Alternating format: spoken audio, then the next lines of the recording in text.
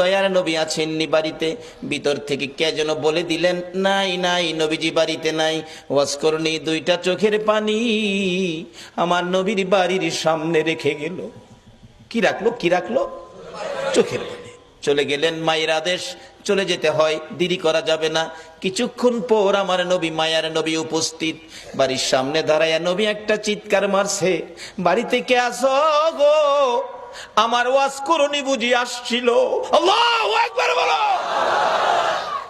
না দেখে ভালোবাসাই যদি এত জ্বালা রে, আজকে কারা না দেখে নবীর ভালোবাসাই বসে আছো? ওয়াসকরণীর মতো পাগল হইয়া কারা মাহফিলের আয়োজন করেছো? তোমাদের জীবন ধন্য হইয়া গেছে। হযরতে ওয়াসকরণী চলে গেলেন, আমার নবী বাড়ির সামনে দাঁড়াইয়া চোখের পানি ছেড়ে দিলেন। তোরা কে, কোথায় রে? আমার ওয়াসকরণী আসছিল, তোরা বসতে দিলি না। লোকেরা বলেন, হুজুর কেমনে জানেন আসছিল? তোরা কথা জিজ্ঞাস না রে, আমার ওয়াসকরণীর চোখের পানির গন্ধ জমিনে পাওয়া যায়। যেই নবীর ভালোবাসার চোখের এক ফোঁটা পানির দাম আল্লাহর আরশের চাইতেও বেশি। যেই নবীর ভালোবাসার একটা ফোঁটা চোখের পানি যদি কারো জমিনে পড়ে, তার জন্য জাহান্নামের আগুন হারাম হইয়া যায়। ওয়াসকরণী আসছিল, তোরা বসতে দিলি না, আমার ওয়াসকরণী চলে গেল রে। ওয়াসকরণী আর কোনোদিন নবীর সাথে দেখা হয় নাই।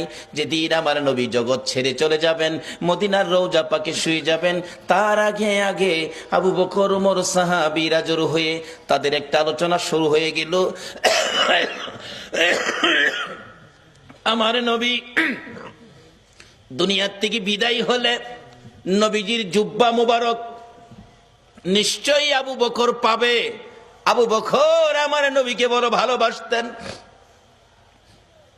আরেকজন বলেন না, আবু বকর পাবে না, সম্ভবত মেয়ের জামাই হযরতে আলী রাদিয়াল্লাহু তাআলা আনহু পাবেন। আরেকজন বলেন না, উমর পাইতে পারেন। আরেকজন বলেন উসমান গনি বহু টাকা খরচ করেন, বহু দান করেন, নবীর ভালোবাসায় উসমান গনি পাবেন।